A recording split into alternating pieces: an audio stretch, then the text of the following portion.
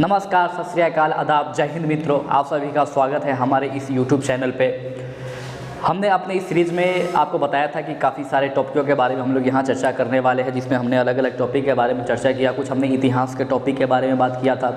फिर हमने पिछले वीडियो जो हमारा था पॉलिटी के संविधान के महत्वपूर्ण अनुसूचियों से था। आज जैसा आप लोग देख पा रहे होंगे कि आज का हमारा जो वीडियो है, ठीक है, भारत के गवर्नर जनरल और जो भी वायसराय थे इससे क्वेश्चन है। ठीक है, अक्सर ऐसा होता है कि बहुत ज़्यादा इस गवर्नर जनरल या फिर वायसराय से क्वेश्चन पूछा जाता है। ठीक, तो हम इस गवर्नर जनरल और वायसराय के बारे में हम पढ़ने वाले हैं और इसी के बारे में पढ़ेंगे। ठीक है, कि कौन कौन सा गवर्नर जनरल आया था, कैसे कैसे गवर्नर जनरल कहा आया, कैसे कैसे वो बना, इन सारी चीज़ों के बारे में हम यहाँ बात करने वाले हैं। ठीक है, चलिए, तो सबसे पहले हम यहाँ पर बात करेंगे रॉबर्ट क्लाइव के बारे में। ठीक, जैसा कि आप लोग देख पा रहे होंगे कि आपका पहला जो टॉपिक यहाँ लिखा हुआ है रॉबर्ट क्लाइव का लिखा हुआ है। ठीक है, अब देखिए थोड़ी सी हम चर्चा करेंगे इसके बारे में, रॉबर्ट क्लाइव के बारे में। देखिए, हुआ ये था कि ये जो ब्रिटिश लोग थे, ठीक है, ये लोग भारत में आए कब थे, तो ये लोग भारत में आया था 1600 ईस्वी में। और 1600 ईस्वी में इन लोगों के आने का पर्पस ये था व्यापार करना है। लेकिन धीरे धीरे व्यापार करते करते इन लोगों के मन में लोभ बढ़ते गया और उस लोभ और लालच के कारण ये लोग भारत में अपनी सत्ता स्थापित करने का प्रयास लगातार करने लगे।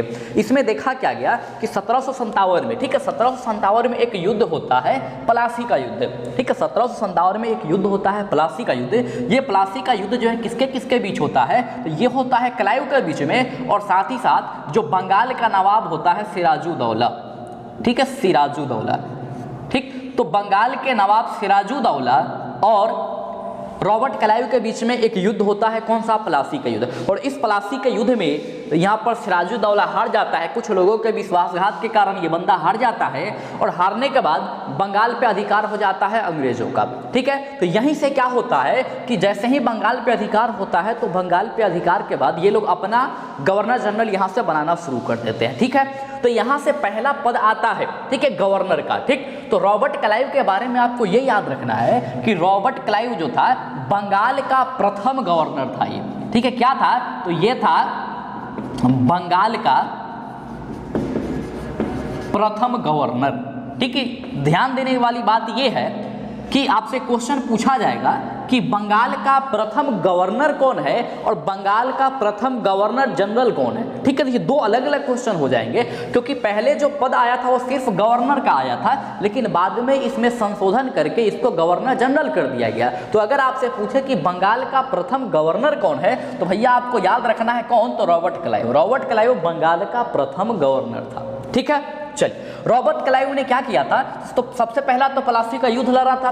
दूसरा, इसे याद रखेंगे कि इसके समय में द्वैध शासन शुरू हुआ था। द्वैध शासन पद्धति कहने का मतलब यह है कि एक शासन जो होगा वो इन लोगों के, अंग्रेजों के हाथ में होगा, दूसरा जो शासन होगा वो बंगाल के नवाब के हाथ में होगा। ठीक है, सिराजुद्दौला के बाद 1757 में जो बंगाल का नवाब बना था उसका नाम था मीर जाफर। और मीर जाफर के समय इन लोगों ने द्वैध शासन पद्धति लागू किया। एक शक्ति का मतलब शक्ति का बागडोर जो होगा दो लोगों के हाथ में होगा, एक होगा अंग्रेजों के हाथ में और दूसरा होगा किसके हाथ में, तो जो बंगाल का नवाब होगा उस बंगाल के नवाब के हाथ में होंगे। ठीक है, तो अगर क्वेश्चन पूछे कि द्वैध शासन प्रणाली किसने लाया था, तो याद रखेंगे कि रॉबर्ट क्लाइव ने लाया था। ठीक, चलिए, रॉबर्ट क्लाइव से ये इलाहाबाद संधि की भी क्वेश्चन काफी बार पूछी जाती है, तो इसको भी याद रखेंगे। ठीक है, इलाहाबाद की संधि जो है ये, ठीक है, ये संधि किसके समय हुआ था, तो ये हुआ था रॉबर्ट क्लाइव से। ठीक है, देखिए हुआ ये था कि 1764 में एक युद्ध होता है, बक्सर का युद्ध। और बक्सर के युद्ध में क्या होता है कि एक तरफ अंग्रेज लोग होते हैं, दूसरे तरफ मुगल लोग होता है, अवध के नवाब होता है, बंगाल के नवाब होता है। बंगाल के नवाब के रूप में मीर कासिम रहता है। ठीक है, उधर मुगलों के शासक के रूप में शाह आलम द्वितीय रहता है और वो अवध का जो नवाब होता है सुजाउद्दौला होता है। तो सुजाउद्दौला, मीर कासिम और ये शाह आलम द्वितीय, तीनों लोग एक साथ मिलके बक्सर का युद्ध लड़ता है, जिस युद्ध में अंग्रेज जीत जाता है और ये तीनों लोग सम्मिलित रूप से हार जाते हैं। तो हारने के बाद क्या होता है कि 64 में युद्ध हुआ, इसके अगले साल एक संधि होती है। कब? तो 1765 में। तो 1765 में एक संधि होता है। कौन सी संधि? तो इलाहाबाद की संधि। और ये जो इलाहाबाद की संधि होती है, ठीक है, पहला ये दो संधि होता है इलाहाबाद की। ठीक है, एक होता है 12 अगस्त को और दूसरा जो होता है वो होता है 16 अगस्त को। ठीक है, तो एक होता है किसके साथ, तो सुजाउद्दौला के साथ, और दूसरा जो होता है वो बंगाल के नवाब के। चलिए, तो हमने बात किया था यहाँ पर ये इलाहाबाद संधि के बारे में। तो 1765 में इलाहाबाद की संधि होती है, एक होता है शाह आलम द्वितीय के साथ और एक होता है अवध के नवाब शुजा-उद-दौला के साथ। तो ये इस इलाहाबाद की संधि करता कौन है? तो भैया याद रखना है कि ये रॉबर्ट क्लाइव करता है, ठीक है। अंग्रेज की तरफ से कौन था?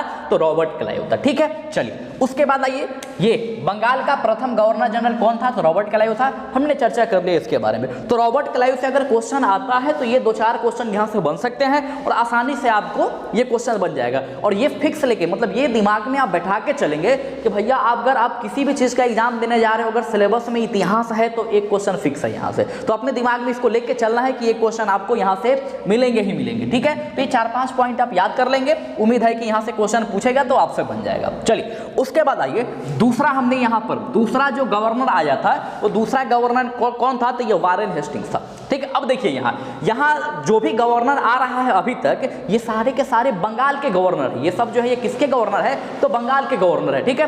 तो बंगाल का अगला गवर्नर जो घोषित होता है वो कौन होता है? तो वारेन हेस्टिंग्स, ठीक है। ये बंगाल का अगला गवर्नर जनरल घोषित होता है। इसके बीच में कोई दूसरा भी व्यक्ति आया हुआ है तो हमारे लिए वो महत्वपूर्ण नहीं है, तो हम उसको छोड़ के चलेंगे।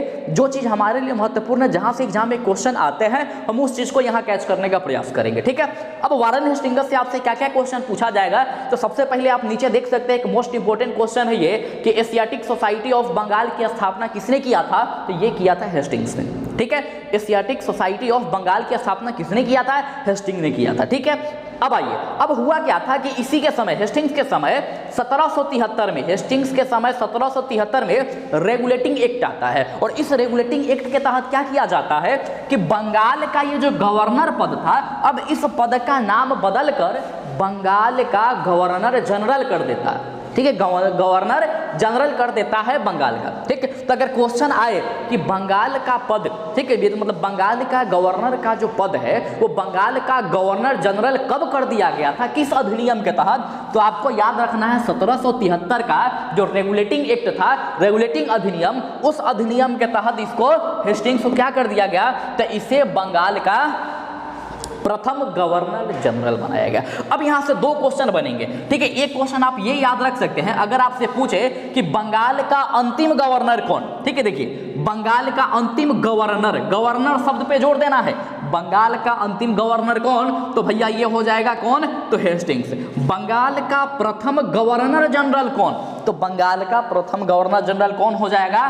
तो ये हो जाएगा हेस्टिंग्स, ठीक है। तो थोड़ा सा यहाँ कंफ्यूजन होता है, तो आप इसको इत्मीनान से 2 शब्द इसको देख लेंगे, गवर्नर, गवर्नर जनरल को, तो आसानी से आपका क्वेश्चन बन जाएगा, ठीक है। चलिए आगे देखिए, एक एक्ट लाया गया था, ठीक है, पिट्स इंडिया एक्ट, ठीक है। तो ये भी क्वेश्चन आता है कि पिट्स इंडिया एक्ट जो है ये किसके समय में लाया गया था? तो भैया आपको याद रखना है कि पिट्स इंडिया एक्ट जो है ये एक्ट लाया गया था किसके समय में? तो वारेन हेस्टिंग्स के समय में, ठीक है। तो वारेन हेस्टिंग्स के समय में पिट्स इंडिया एक्ट कानून लाया गया था, अधिनियम लाया गया, ठीक है। चलिए, वारेन हेस्टिंग्स की बात करें तो इसने क्या किया था कि कोलकाता में, वारेन हेस्टिंग्स ने कहां पर? तो कोलकाता में सुप्रीम कोर्ट की स्थापना किया था। मतलब कि पहली बार सर्वोच्च न्यायालय की जो स्थापना की गई कोलकाता में, किसके समय में? तो वारेन हेस्टिंग्स के समय में। अब किस अधिनियम के तहत किया गया? तो 1773 का ये जो रेगुलेटिंग एक्ट आया है ना, इसी अधिनियम में ये लिखा हुआ था कि भारत के जो राजधानी उस समय पे थी कलकत्ता,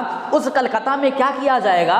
तो सुप्रीम कोर्ट यानी उच्चतम न्यायालय की स्थापना की जाएगी। तो उच्चतम न्यायालय की स्थापना की गई, कब किया गया? तो ये किया गया, ठीक है, 1773 के रेगुलेटिंग एक्ट के तहत, ठीक है। तो अगर आपसे क्वेश्चन पूछे किसके समय में किया गया, तो भैया याद रखेंगे हेस्टिंग्स के समय में किया गया था, ठीक है। अब आइए 2 क्वेश्चन और आपको याद रखना है। हेस्टिंग्स के समय में क्या हुआ था कि 1781 में इसने कोलकाता में ही एक मदरसे की स्थापना कराई थी, ठीक है। कोलकाता में एक मदरसे की उर्दू शिक्षा को बढ़ावा देने के लिए इसने कोलकाता में क्या किया था? तो इसने मदरसे की स्थापना कराई थी, ठीक है। दूसरा 1782 में इसी के शासनकाल में, 1782 में इसी के शासनकाल में एक संस्कृत विद्यालय खोला गया, कहां पर? तो बनारस में। अगर पूछा जाए कि पहला संस्कृत विद्यालय कब खोला गया था, तो भैया याद रखना है 1782 में खोला गया। किस वायसराय के समय, मतलब सॉरी, किस गवर्नर जनरल के समय में खोला गया? तो याद रखना है कि ये हेस्टिंग्स के समय में खोला गया, ठीक है। क्लियर? चलिए, यहां पर अगर आपसे क्वेश्चन है कि पहला उर्दू विद्यालय या मदरसा कब खोला गया, तो याद रखना है कि ये खोला गया था 1761 81 में, किसके समय में? तो हेस्टिंग्स के समय में ये भी खोला गया था। तो वॉरेन हेस्टिंग्स से 2-4 क्वेश्चन ये बनने वाले हैं, तो इसको आप लोग आसानी से याद रखिएगा, ठीक है। अगर यहाँ से क्वेश्चन पूछेंगे तो बिल्कुल आपसे बन जाएगा, ठीक है। चलिए आगे आइए।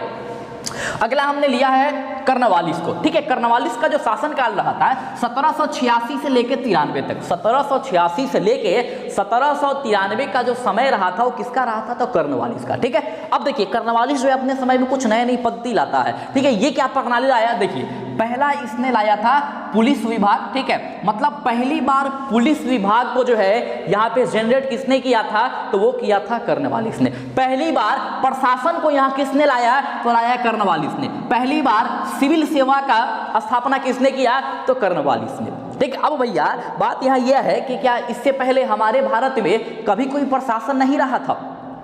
तो भैया बात दरअसल यह है कि अगर आप भारतीय इतिहास का अध्ययन अगर ढंग से करेंगे, अगर प्राचीन इतिहास के बारे में पता करेंगे, तो पता चलेगा कि ये अंग्रेज लोग मुश्किल से अभी तक 3 से 4 शासन प्रणाली लाया है प्रशासन का, लेकिन हमारे भारतीय इतिहास में 12-13 शासन प्रणाली पहले से मौजूद थे। तो ये लोग कहता है कि ये लोग पुलिस विभाग का जनक है, सिविल सेवा का जनक है, प्रशासनिक विभाग का जनक है, तो कोई जनक नहीं है। ये सारे के सारे चीजें हमारी भारतीय इतिहास से चुराई गई है, और यही चीज हम पर थोप के ये कहता है कि हमने इन सारी चीजों का, ठीक है, मतलब जन्म दिया है इन सब चीज़ों को, इसका जनक हम है, ठीक है। तो भैया हमारे सिलेबस में यही चीज़ छापा गया है, तो याद तो आपको कायदे से यही रखनी है। लेकिन अगर वास्तविकता की हम बात करें तो ऐसा कुछ नहीं है। आज से लगभग 4000 साल पहले, 3000 साल पहले भी हमारे यहाँ प्रशासन की प्रॉपर व्यवस्था हुआ करता था। ग्राम लेवल पर प्रशासन हुआ करता था, जिला लेवल पर प्रशासन हुआ करता था, ठीक है, प्रांत स्टेट लेवल पर प्रशासन हुआ करता था, केंद्र लेवल पर प्रशासन हुआ करता था। तो बहुत सारी प्रशासन की व्यवस्थाएं हमारे पास पहले से ही थी, ठीक है। तो कोई इन लोगों ने नई चीज का इजाद नहीं किया था, लेकिन हमारे सिलेबस में इसी को दिया गया है। तो अगर आपसे पूछे कि भारत में पुलिस विभाग और सिविल सेवा का जनक कौन है, तो याद रखेंगे किसको? तो आपको याद रखना होगा कर्नवालिस को, ठीक है। चलिए इसने क्या किया था कि अस्थाई बंदोबस्त लाया था, ठीक है। अस्थाई बंदोबस्त लाने का श्रेय किसको जाता है? तो कर्नवालिस को जाता है, ठीक है। इसके समय में एक और घटना क्या हुआ था? तो इसके समय पे तीसरा मैसूर युद्ध हुआ था, ठीक है। मैसूर युद्ध के बारे में हम एक अलग से वीडियो लाएंगे, वहां पर आपको आसानी से बताया जाएगा मैसूर युद्ध, ठीक है। मैसूर युद्ध जो है टोटल 4 गो मैसूर युद्ध होता है, ठीक है। और तीसरा जो मैसूर युद्ध होता है, ठीक है, ये किसके समय में होता है? तो ये होता है कर्नवालिस के समय में, ठीक है। 92-93 में ये तीसरा जो है मैसूर युद्ध होता है। और ये तीसरा मैसूर युद्ध जो है ये किसके बीच होता है? तो एक तो आपको याद रख लेना है कर्नवालिस को, और दूसरा याद रखना है किसको? तो दूसरा आपको याद रखना है टीपू सुल्तान को, ठीक है। टीपू सुल्तान, ये टीपू सुल्तान कौन था? तो भैया ये टीपू सुल्तान जो था ये हैदर अली का पुत्र था, मैसूर का शासक था ये, ठीक है। तो इससे और कर्नवालिस के बीच में युद्ध होता है, और थर्ड मैसूर युद्ध के नाम से वो जाना गया। और इस युद्ध को बंद किया गया श्रीरंगपट्टनम की संधि के तहत, ठीक है। चलिए तो कर्नवालिस के बारे में जब भी कभी बात आए तो ये 2-3 बात आप याद रखेंगे। किसके बारे में? तो कर्नवालिस के बारे में याद रखेंगे, ठीक है। अब आइए उसके बाद वेलेस्ली की हम बात करेंगे। तो वेलेस्ली जो है इसका जो शासनकाल रहा था 1798 से लेकर 1805 तक इसका शासनकाल रहा था। 1798 से लेकर 1805 तक का जो शासनकाल था किसका था? तो वेलेस्ली का था। इसने अपने समय में कुछ काम किया। क्या किया था? तो आप देख सकते हैं इसने क्या किया, तो सहायक संधि लाया था। इसने क्या किया? तो इसने सहायक संधि लाया, ठीक है। मतलब ये सहायक संधि होता क्या था कि जैसे ये हो गए भारतीय राजा, ठीक है, 2 भारतीय शासक। अब ये क्या करता था कि अपना सेना लेकर जाता था और इस राजा को मदद करके इसको पीट देता था, और जैसे ही इसको पीटा ये खत्म हुआ बस इसको भी पीट देता था, ठीक है। मतलब कि इसकी मदद करके इसको पीट दिया और बाद में इसको पीट दिया। तो एक तरफ से मतलब भारत के जो भी शासक थे सभी को एक तरह से निपटाते जा रहा था, और इस व्यवस्था का उसने नाम दिया था क्या? तो सहायक संधि, ठीक है। सहायता करता था, एक संधि करता था, और उस संधि के तहत वो अपनी सेना जो है राजाओं के पास रख देता था, और उस सारी सेना का भरण पोषण जो करता था वो ये शासक लोग करते थे। और बाद में जैसे ही इनको दिखता था कि शासक कमजोर कमजोर हो रहा है, इनका जो आर्थिक स्थिति है वो डगमगा रहा है, उस कंडीशन में ये लोग क्या करते थे कि शासक को निपटाकर वहां की बागडोर खुद अपनी हाथ में ले लेते थे। ठीक है, चलिए अब ये जो सहायक संधि है, तो पहली बार इन लोगों ने सहायक संधि किसके साथ की थी? तो भैया याद रखना है कि पहली बार इन लोगों ने जो की थी किसके साथ की थी? तो वो किया था हैदराबाद के साथ। और बहुत बार क्वेश्चन में आता है कि ये वेलेस्ली ने पहली सहायक संधि किसके साथ की, या फिर वेलेस्ली की सहायक संधि को पहली बार किसने एक्सेप्ट किया था? तो याद रखना है कि पहली बार एक्सेप्ट किया था किसने? तो वो हैदराबाद का जो निजाम था, इसने पहली बार इसको एक्सेप्ट कर लिया था। ठीक है, चलिए आगे आइए। वेलेस्ली के समय में, ठीक है, एक कॉलेज की स्थापना हुआ था, फोर्ट विलियम कॉलेज। ठीक है, कलकत्ता में फोर्ट विलियम कॉलेज की स्थापना की गई थी, किसके समय में? तो वेलेस्ली के समय में। अब ये क्यों किया गया था? तो ये किया गया था कि जो भी सिविल सर्वेंट लोग था उस समय, उनको प्रशिक्षण देने के लिए, ट्रेनिंग देने के लिए एक कॉलेज की स्थापना कराया गया था। ठीक है, कहां पर? तो कोलकाता में। किसके शासनकाल में? तो वेलेस्ली के शासनकाल में। ठीक है, चलिए इसके समय याद रखेंगे, वेलेस्ली के समय एक संधि हुआ था, बसीन की संधि। ठीक है, बसीन की संधि किसके समय हुआ था? तो वेलेस्ली के समय। और बसीन की संधि का डेट बहुत महत्वपूर्ण है, तो याद रखेंगे कि 1802 में बसीन की संधि होती है, किसके समय में? तो वेलेस्ली के समय में। ठीक है, तो ये कुछ हमने गवर्नर की बात की, ठीक है, गवर्नर जनरल की बात की। देखिए यहां हमने बात किया था कि ये क्या था, क्लाइव, तो ये पहला गवर्नर था बंगाल के।